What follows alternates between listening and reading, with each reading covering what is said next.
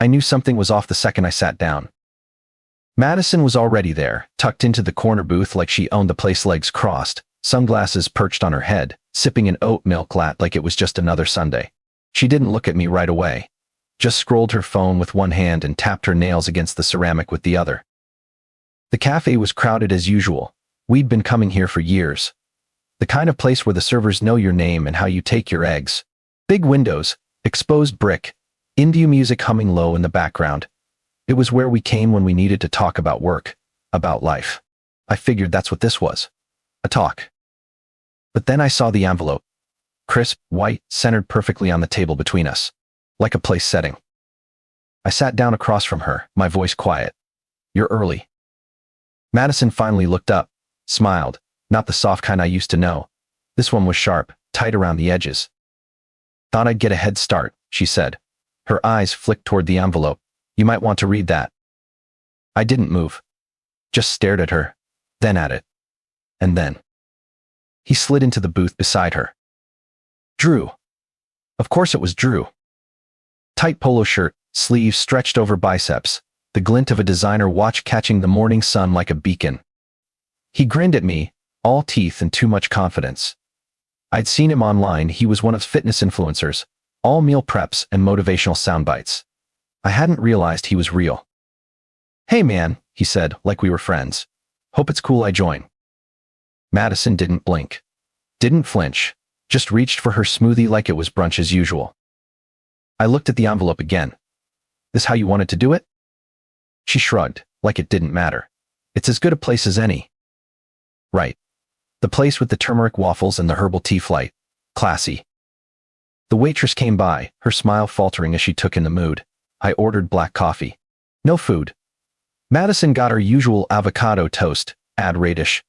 Drew ordered a triple egg white scramble with turkey sausage, like the protein mattered.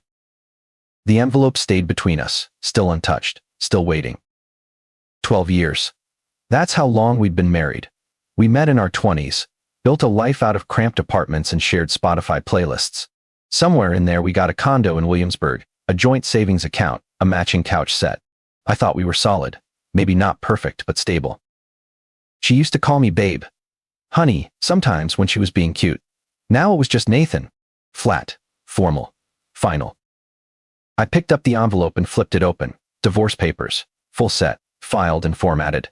Her signature already on the dotted lines, bold, clean, confident. The kind of signature you don't second guess. "Been planning this long?" I asked. She didn't answer, just sipped her latte. Drew leaned forward, the metal of his watch catching the light again. "Look man, this is tough stuff, I get it. But Maddie deserves to be happy. We both do." "Maddie." My jaw clenched, but I said nothing. I wouldn't give him the satisfaction. The cafe buzzed around us. Laptops open, people laughing, forks clinking against plates. It was like we were in a different world, ours carved out in silence and static. I could feel the waitress watching again, wondering why the guy in the charcoal blazer looked like he'd been hit with a sledgehammer. I reached for the pen she'd left with the bill, held it for a moment, then set it down. "You really doing this here?" I asked. Madison's smirk deepened. "You always liked efficiency." That stung more than I let on. I looked at her then. Really looked. Her polished blonde hair, the way she leaned back in her chair so effortlessly, like none of this mattered. Like I was just a transaction to be signed away. The woman I married had been ambitious, yes, but she wasn't cold. Not like this. "Why him?" I asked quietly. Drew puffed up a little, but I wasn't looking at him, just her. Madison tilted her head. "Because he sees me." I almost laughed. "Sees what, exactly?" "Everything you stopped seeing." I nodded slowly. The honesty in that hurt more than the lie would have. I signed the brunch bill, not the papers. Pushed it back toward the edge of the table. "See you in court," I said. My voice was level, almost casual, but her smirk faltered just a hairline crack, but I caught it. Drew shifted beside her, confused by the shift in temperature. I stood up and dropped cash on the table. More than enough. I didn't want her covering anything, not even the toast. Not today. As I turned to leave, the bell above the door jingled. The air outside hit me hard, crisp and cool, like it had been waiting to wake me up. I walked without looking back. Madison thought she'd caught me off guard. Thought this was her big moment. But she didn't know me, not really. She never had. I didn't know what came next. But I knew one thing for sure. This wasn't the end, it was the beginning. I didn't go home after brunch. They didn't want to see the place we shared, the furniture we picked out together, or the picture frame by the front door, the one with our wedding photo from that tiny beach in Tulum. It used to make me smile. Now, just thinking about it felt like pressure in my chest. Instead, I walked. Past the bookstore we used to visit on lazy weekends. Past the wine bar we had our first anniversary dinner. The city looked the same, but something in me had shifted. The sidewalks were louder. The air felt tighter. Everything moved faster now, like the world had kept spinning and I was just catching up. By the time I reached the office, my feet were sore, and the sky was turning that soft blue-gray that usually signals rain. I punched in the code, took the elevator to the 17th floor, and walked into the quiet hum of Rees Fields. The lights were off, but the city's glow spilled in through the floor-to-ceiling windows. I stood there for a minute, taking it all in. Most people thought I worked in finance. Technically, that was true. But the real story was more layered. I co-founded Rees Fields with my best friend, Jordan, nearly a decade ago. What started as a boutique venture capital outfit turned into something bigger, quieter, but deeper. We didn't chase headlines or unicorns. We found under-the-radar talent and backed it with precision. We played the long game, strategic, steady. Kind of like me. I walked into my office, flipped on the desk lamp, and sat down. The envelope Madison had left me was in my bag. I pulled it out and laid it on the table. Divorce. The word sat there like a punchline to a joke I never heard. Then I picked up my phone and called Jordan. He answered on the second ring, his voice groggy. Yo, what's up? You good? No, I said. Madison served me at brunch. Withdrew. Silence. Then a low whistle. Damn. I could hear him moving, probably sitting up, switching gears. That's what made him a great COO.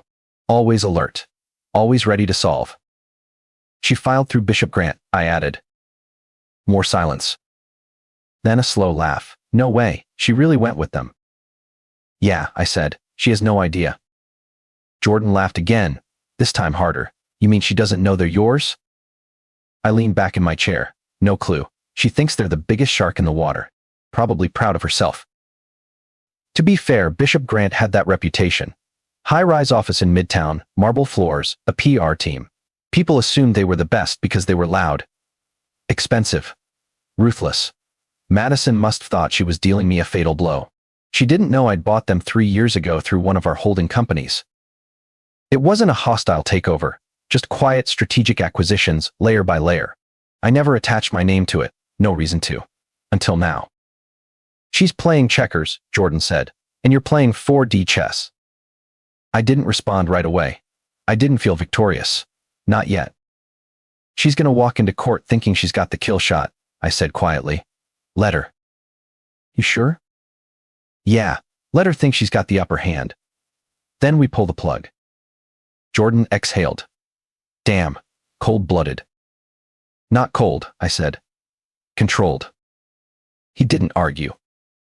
We stayed on the phone a few more minutes, tossing around ideas, running through asset protection protocols, and reviewing contingencies.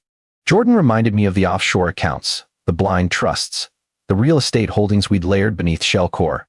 Madison had access to a fraction of the picture. She thought I had a condo, a Roth IRA, and a steady paycheck. She didn't know about the commercial property in Denver, or the controlling shares in 2 legal firms, including the one about to go up in flames on her behalf. I hung up and stared out the window, the skyline glowing under the weight of night. I thought about Madison, how she used to laugh at my spreadsheets, call my work safe. She never really got it. Never cared to. She thought I was boring because I didn't flash what I built. Because I didn't post it, wear it, or wave it around. But I didn't build for show. I built for insulation, for protection, for longevity. That night, I slept on the leather couch in my office. The kind Jordan insisted we buy back when we were still sharing a desk. I didn't dream. Just let the silence hold me until the sun started cracking through the blinds. By morning, the city was back at it, cars honking, coffee shops buzzing, people moving like they had somewhere urgent to be. I had somewhere to be too. Court date was coming up. I was expected to be the surprised, humiliated husband, the one who'd fumble and stall, and beg not to lose everything. The one who'd be steamrolled by the firm she hired to destroy me. She didn't know I'd been the one writing their paychecks. I poured a coffee from the office machine and pulled up the firm's internal records. There it was, her name, her intake form, the digital trail that linked her to a junior associate who probably had no clue who he was representing. Madison didn't want closure. She wanted control. But she picked the wrong board, the wrong game. And I wasn't just another pawn. The morning of the hearing, the city felt too loud. I woke up early, before the alarm. The sky outside was still gray, the kind of color that clung to buildings like fog. I showered, shaved, and poured black coffee into a travel mug. No breakfast, just habit. My suit was charcoal, nothing flashy, tailored years ago when we still had dinner reservations and gallery openings. I tightened the knot in my tie and stood in front of the mirror for a long moment. My reflection looked back steady, but something in my chest thudded like a slow drumbeat. Not fear. Not even anger. Greediness. The courthouse steps were cold underfoot as I climbed them. Jordan was already there, leaned casually against a column like he was waiting for a meeting and not about to witness my divorce. "You good?" he asked, falling into step beside me. "I'm here," I said. "That's enough." Inside, the building smelled like old wood and recycled air. We passed through security, the line moving slow, then headed to the assigned courtroom. The clerk at the door barely looked up as he waved us in. Madison was already there. Of course she was. She stood near the front, dressed like she was posing for a magazine, black blazer, pencil skirt, heels that clicked like punctuation. Her hair was pulled tight, sharp as the expression she wore. Drew was next to her, lounging like he was on a couch, not a courtroom bench. He nodded when he saw me. I didn't nod back. Her attorney, Bryce Kellerman, looked like a man trying too hard to matter. Young, clean-shaven, a jawline that probably got him into too many clubs. He was fussing with his iPad, scrolling fast, lips moving as if rehearsing lines. Across the room, I took my seat. Jordan sat beside me, legs stretched out like he owned the floor. He gave me a small nudge. Game time. My attorney, Erica Chen, walked in a minute later. All precision and focus, her dark blazer spotless, her eyes scanning the room like she was already cataloging weaknesses. She didn't greet me with a smile, just a slight nod and a whispered, "They look overconfident." Let them be. The judge arrived, Honorable Sylvia McAdams. Late 50s, silver-streaked hair, wireframe glasses, and the kind of presence that made the entire room straighten their backs. She settled into her seat, adjusted her files, and motioned for everyone to sit. Case number 22D 4139, she began. Caldwell versus Reyes. Appearances, please. Bryce stood first, chest puffed. Bryce Kellerman, representing Madison Caldwell, Your Honor. Of Bishop Grant. He paused after the firm name like it meant something. Erica didn't flinch. Erica Chen, representing Nathan Reyes. The judge nodded and looked down at the stack of documents in front of her. Her brows furrowed slightly, then lifted again. "Mr. Kellerman," she said, voice calm but pointed, "can you confirm your client's relationship history with the opposing party?" Bryce blinked. Yes, Your Honor. They were married for 12 years, now seeking dissolution." "No," she interrupted. "I meant her relationship with Mr. Reyes, as it pertains to Bishop Grant." The room shifted. Bryce glanced at Madison, confused. Madison stiffened. I stayed quiet.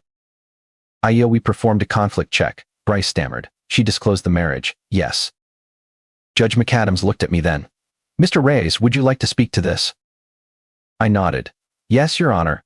I am the majority stakeholder of Bishop Grant, acquired through a trust managed under Reyes Holdings." A pin could have dropped. The silence wasn't stunned, it was seismic. Bryce's face turned white. He opened his mouth, closed it, then tried again. I wasn't informed."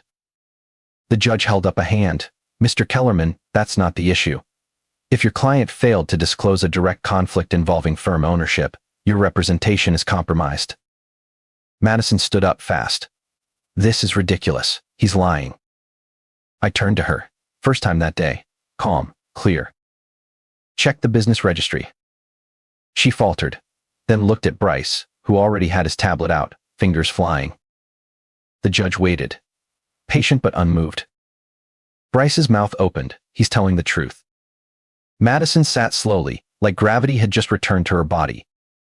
Judge McAdams turned back to me. "Mr. Reyes, do you wish to revoke representation?" "Yes, Your Honor. effective immediately. So noted. Bryce tried to speak again, mumbling something about fairness, but the judge cut him off. Your firm's failure to conduct a thorough conflict check is your problem. Representation is disqualified. Miss Caldwell, you'll have until tomorrow morning to retain new counsel. This hearing is adjourned until 9 a.m. The gavel hit the wood. 1. Clean strike. Madison turned toward me, her voice low and venomous. You planned this. No, I said. You walked into it. Drew leaned closer to her, whispering something. She shrugged him off. The smirk she wore at brunch was gone. Now it was just tension and confusion. She hadn't lost yet, but she was bleeding. Outside the courtroom, Jordan clapped me on the shoulder. That was surgical. Erica nodded beside him. You didn't even blink. I didn't feel victorious. Not yet. It wasn't about winning. It was about not breaking. That night, I went back to the apartment I'd been renting in the West Village. Madison didn't know about it. I'd moved out months ago, quietly, when things between us started turning to static. I told her I needed headspace for work. She hadn't questioned it. She never did when the money kept coming in. I stood in the dark, just past the doorway, watching the city lights flicker through the blinds. She thought the courtroom was the endgame. She didn't know the foundation she was standing on belonged to me. She didn't know this was only the opening move. By the time I got to the office the next morning, Erica was already there. She was in the conference room, sleeves rolled up, coffee in one hand, reviewing the settlement proposal one last time. The light outside had that cool, pale cast of early spring, and the city hadn't quite shaken off the chill. She's not going to like it, Erica said, sliding the folder across the table. She doesn't have to, I replied. The proposal was clean, not generous, but not cruel. The condo was hers, along with a modest cash settlement. No alimony, no claim to the firm, the trusts, or the properties layered through offshore accounts she'd never see. Madison had walked into court expecting a fight, thinking she'd strip me down, leave me begging for balance. But now her team was gone, and the clock was ticking. Jordan sent it to her personal email. Erica added. She doesn't have counsel now, so legally it lands right in her lap. I nodded and leaned back, fingers laced behind my head. Think she'll bite? She'll try to bleed it for more, Erica said, sipping her coffee. But we both know she's out of place. She was right. After the courtroom reveal, Madison had scrambled. I heard from a friend at another firm that she'd called half of Midtown trying to hire new representation. No one would touch it. Not after the blowback. Not after the scene she made. You don't get to burn bridges and expect people to carry you across the river. By late afternoon, I got a text from Erica. She responded. I called immediately. She's furious, Erica said. Says the offer's insulting. Demands double. Let her demand. I already told her it's take it, or we go to court tomorrow morning.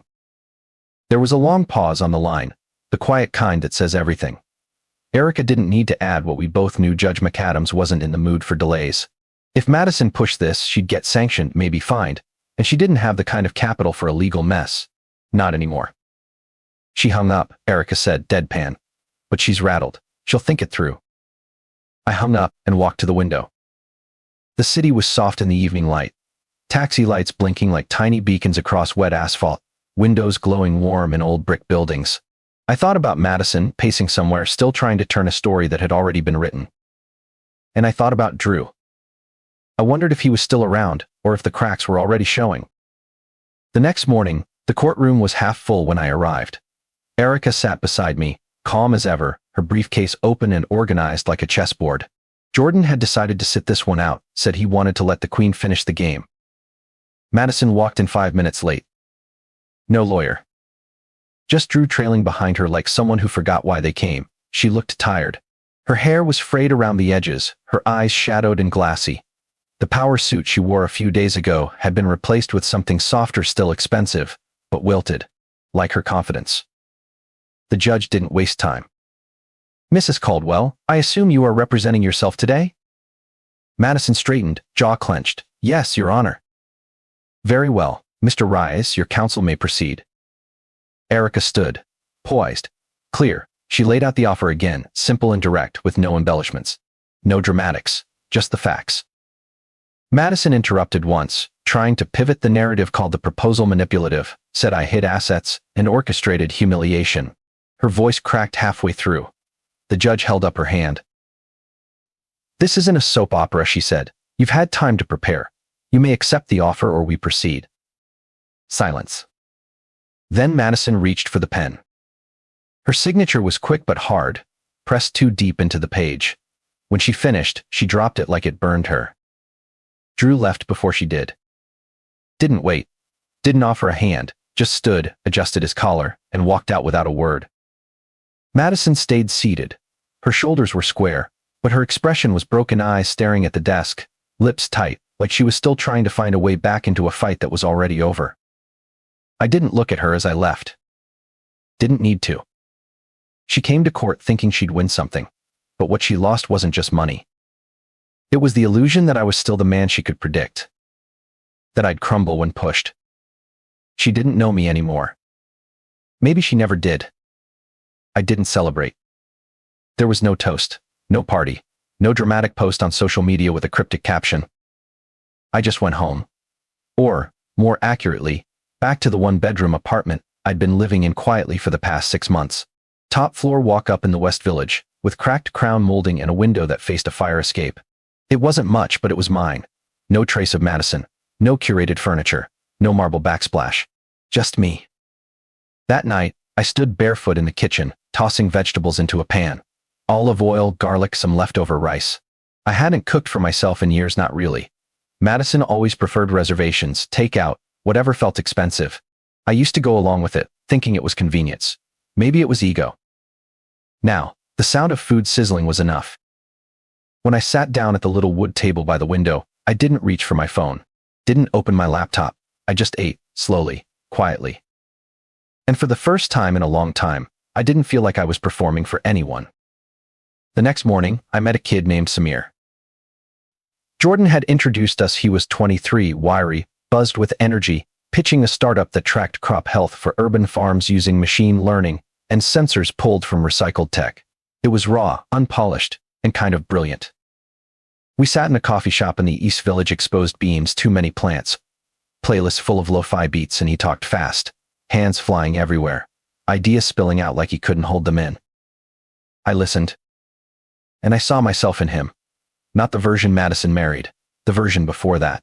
The scrappy underdog kid who'd built Reyes Holdings from a cramped shared office with Jordan and a secondhand printer that jammed every other page. I gave Samir a few suggestions, wrote down a couple contacts, and told him to email Erica about forming a holding LLC.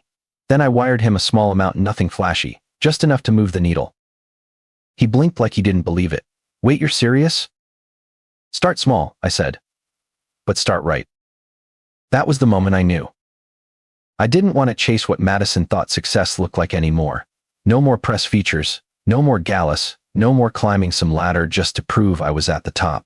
I wanted to build things that mattered, quietly, strategically, my way. Later that week, I told Jordan I wanted to rename the firm. He raised an eyebrow, halfway through his iced green tea. "You serious?" "Reyes Fields," I said. "New chapter, new mission." He leaned back in his chair, slow smile spreading across his face. "Finally putting our names on the door, huh?" "Feels right." We restructured within a month. Erica came on as a named partner in litigation.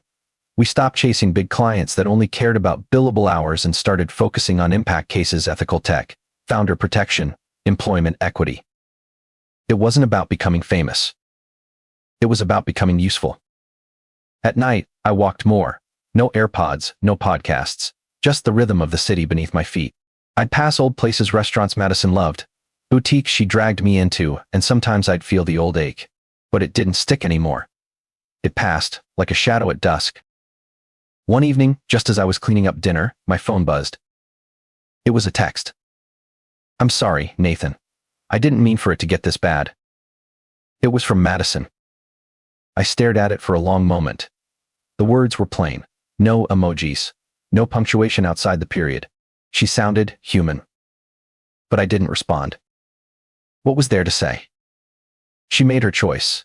I made mine. The page had turned, and I wasn't going back to reread it. I left the message there, unread after that first glance, and put the phone face down on the counter. That night, I slept better than I had in months. Not because I'd won. Not because she lost. but because I was finally living on my terms, quiet, honest, steady. The kind of peace no one could take away from me. A year later, I found myself in a courtroom again. But this time, I was in the back row.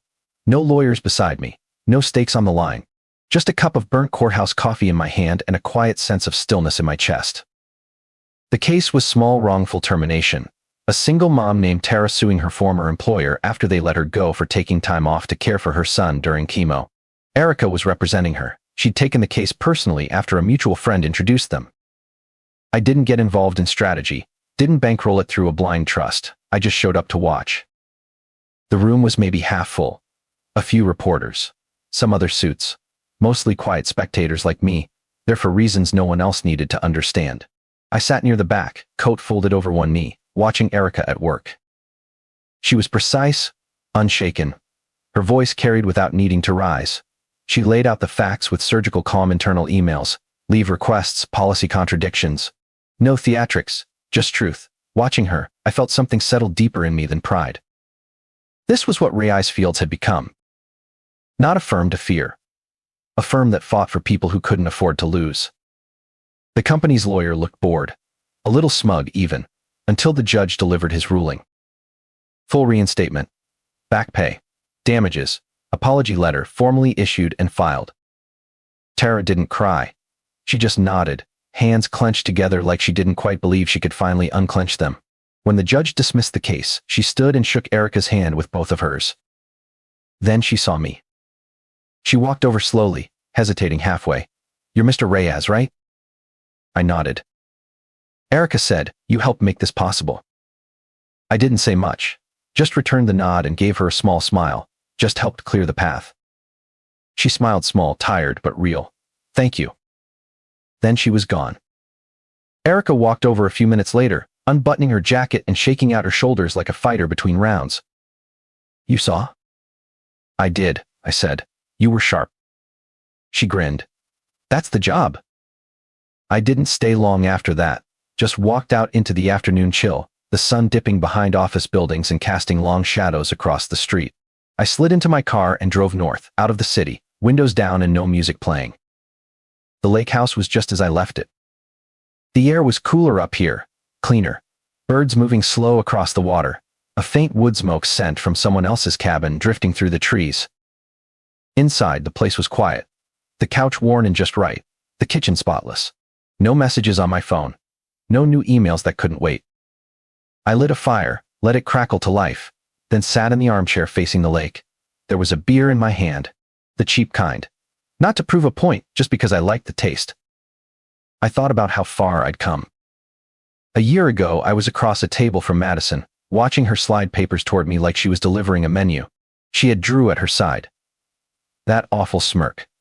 That little laugh that told me she thought she'd already won. She didn't know I'd already taken back control. She didn't know the fight had never been about flash, it had always been about foundation. What was real? What would last? Now, Drew was long gone. Madison hadn't texted again since that message about the law firm. I'd never answered, never needed to. Some silences are their own kind of closure. I didn't hate her. I didn't think about her much at all. Sometimes I wondered what she told people, how she explained the fallout. Maybe she painted me as cold, calculating, the boring strategist who surprised her in court. That was fine. Let her spin it how she needed. I wasn't here to correct anyone's version of the story. I was here to live the one I built for myself. The fire cracked again, louder this time, a log splitting down the middle. Outside, the water was still. No ripples. No waves. Just peace. And this time, I knew it would last.